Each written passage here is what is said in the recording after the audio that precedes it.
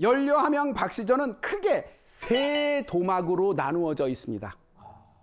첫 번째 도막은 서문, 두 번째 도막은 엽정 굴린 이야기, 세 번째 이야기는 진짜 함양 박씨 이야기. 이렇게 세 도막으로 나눠져 있습니다. 우선 첫 번째 이야기를 들려드리도록 하겠습니다.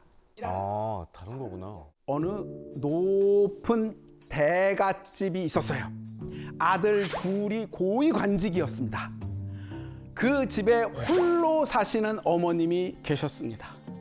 어느 날 아들 둘이 그 집은 안 되지 않을까? 그 과부가 있었다는데 하면서 자기들끼리 말하는 거를 들은 거예요. 그래서 어머님이 불러서 묻습니다. 너희는 지금 무슨 이야기를 하고 있느냐? 그랬더니 어떤 사람을 임용하는 관직에 올리는 문제를 이야기하는데요. 그 집안에 선대에 과부가 하나 있었는데 뭔가 좀 소문이 안 좋습니다. 그래서 그 사람을 올리지 않고 그 사람을 삭감하려고 합니다. 라고 했더니 어머님이 뭐라고 그러시냐면 남의 집 깊은 귀중에서 일어난 일을 니들이 어떻게 아느냐 했더니 소문으로 들었습니다. 허허 하면서 어머님이 품속에서 동전 하나를 딱 꺼내요. 왜요? 이 동전을 봐라 했더니 동전이 얼마나 손때가 묻고 얼마나 달았는지 글씨도 너무 주물러서 글씨도 좀 지워졌어요. 이게 바로 네 애미를 살린 부적이다. 무릇 과부라고 해서 어찌 정욕이 없겠느냐. 나는 잠이 오지 않는 밤이면 그 동전을 꺼내서 뚜루루루루루 굴리고 뛰어가서 동전을 쥐고 이러기를 새벽닭이 울 때까지 밤새도록 하였다. 그래서 동전이 살았어. 네. 이 이야기의 가장 중요한 핵심은 뭐냐면요.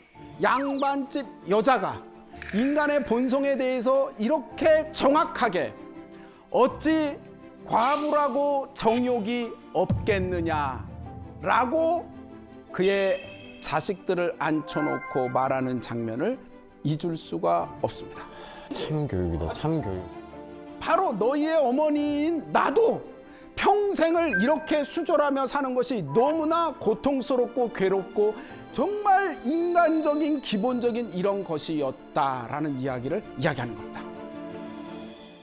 조선시대에도 다시 재혼할 수 있었습니다. 늘 가능했습니다. 재혼하지 않았던 가장 중요한 이유는 뭘까요? 그거 아닙니까? 정절? 약간 유교 사상이 정절을 강조했기 때문에 거기서 벗어나면 안 된다라는 생각으로 사회적 문화가 그러니까. 그렇더라도 우리 삶이라는 건 말이죠. 네. 아무리 규칙이 있어도 우리가 살고 싶은 욕망대로 살게 되어 있어요. 하긴 김진사도 정답은 다시 결혼한 재혼한 부인에게서 난 자식은 벼슬할 수 없도록 경국대전에 규칙을 만들었습니다. 아, 법이 있었구나. 양반들이 벼슬살이에 나갈 수 없다는 얘기는 결국 죽는다는 얘기고 아무것도 할 수 없다는 얘기입니다. 와. 자식들의 앞길을 막게 되는 문제가 되기 때문에 절대로 이렇게 하지 못하게 했던 거죠. 무서우면 무서워. 자, 두 번째 도망 얘기는 이런 겁니다. 실제 있었던 얘기입니다. 내가 박지원이죠. 내가 안의현에 사또로 있을 때였다. 바로 거기에 있는 아전 중에 박상효라는 어떤 아전이 있었는데 그 사람의 조카딸이 네. 박상효가 아전이니까요. 그 조카딸도 아전입니다. 중인 계급이죠. 그 사람이 시집을 갔는데 시집 가기 전부터 그 집 남편 될 사람이 병색이 짙어서 비리비리비리하고 죽을 것 같았습니다. 그래서 결혼하지 말라고 했는데 이미 혼담이 오갔으니 나는 그 집의 귀신이 돼야지 이럴 수는 없어 라고 하면서 결국 시집을 갔고요. 가서 세상에 얼마 지나지 않아서 남편이 죽었습니다. 남편이 죽고 나서 보통 3년상을 하거든요. 소상 대상 다 지내고 남편이 죽은 바로 그날 그 조카딸이 자살을 한 것입니다. 자, 그 얘기를 쭉 쓰고 나서 아하, 그랬구나. 정말 연료로구나 라고 하면서 탄식하셨습니다. 하였다. 그런데 자, 여기서 한번 생각해 보죠. 왜 죽죠? 저는 열려로구나가 약간 매기는 듯한 느낌이 들어요. 정확하게 짚으셨습니다. 진짜요? 네. 그러니까 사회를 비판하는 비꼰다는 비판을 거예요? 해. 비꼰다. 자, 이제 한번 우리가 하나씩 풀기 위해서 사실 제일 중요한 첫 번째 대목, 이 이야기 전체의 서문이 어떤 내용인지를 한번 보여드리도록 하겠습니다. 우리나라의 법전에는 다시 시집간 여자의 자손은 양반 사적 신분만 임용을 한다. 그리고 정확하게 이것은 일반 서민들에겐 해당되지 않는다. 당연하죠.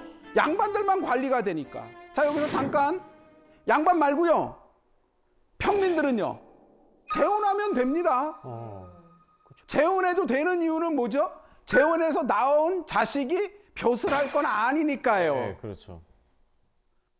함양 박 씨는 어떤 사람이라고 그랬죠? 맞아. 중인입니다. 그들은 문무관 벼슬길에 나갈 일이 없어요. 그러니까 그들은 다시 결혼해도 되고 다시 결혼하기 싫으면 혼자 살면 되는데 죽었던 겁니다. 박지원 입장에서는 뭐냐면 얘들아 양반들만 제발 알았지? 정절을 지켜!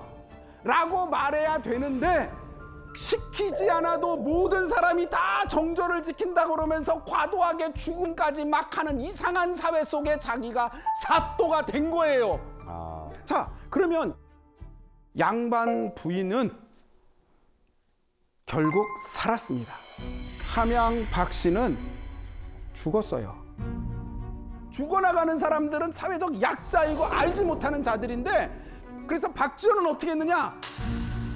이 이야기를 나란히 설명함으로써 마지막에 열려로군 그래 열려야 라고 쓰고서 딱 끝냈지만 가로치고 진짜 하고 싶은 말은 야 이런 건 개죽음이잖아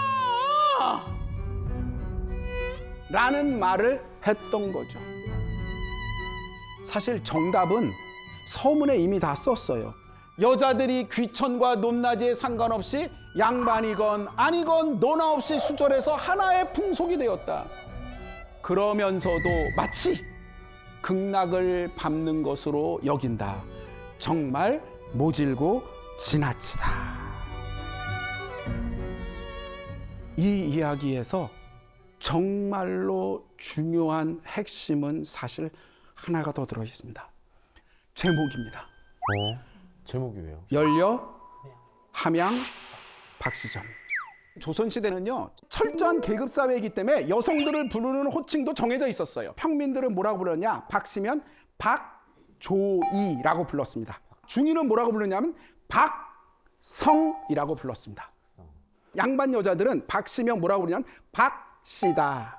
다시 말하면 양반 여성은 씨, 중인은 성, 평민은 조이. 그런데 열려 함양 박시전?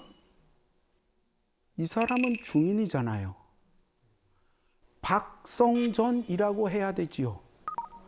박지원 같이 엄청난 분이 이거를 틀렸을 리가 없죠.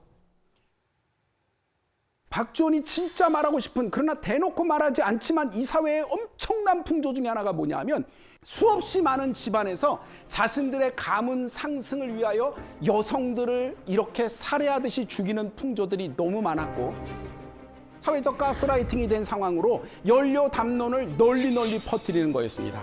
다시 말하면 양반이 되고 싶어하는 강한 의욕과 욕망을 가지고 여성들을 통제하고 그들을 어떻게든지 하려는, 연료는 원래 그런 건데 너는 무슨 낯짝으로 사니?